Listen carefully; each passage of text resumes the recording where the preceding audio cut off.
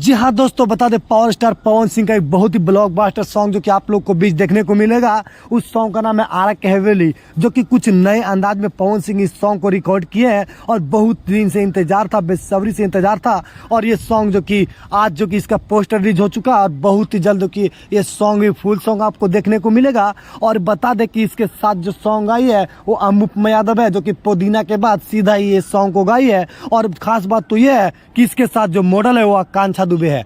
जी हाँ दोस्तों, आकांक्षा दुबे जो कि पवन सिंह के साथ कई जो कि गाने में काम कर चुकी थी और इसका शूटिंग जो कि पहले खत्म हो चुका था, पर किसी कारण से जो कि आकांक्षा दुबे का निधन हो गया। और निधन के बाद ये सॉन्ग जो कि आप लोग को देखने को मिलेगा, तो कहीं ना कहीं आकांक्षा दुबे के फैन का भी एक बहुत ही बड़ी बात है कि आकांक्षा दुबे के निधन के बाद भी एक सॉन्ग रिलीज होने जा रहा है।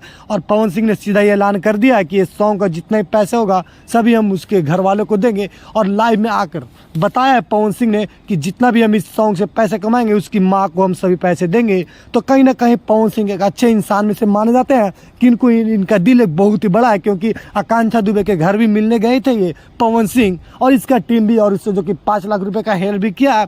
और वहीं पे बता दिया कि इस सॉन्ग से जितना पैसे कमाएंगे सभी हम आकांक्षा दुबे को माँ को देंगे। तो चलिए मिलते फिर अगले वीडियो में, जबकि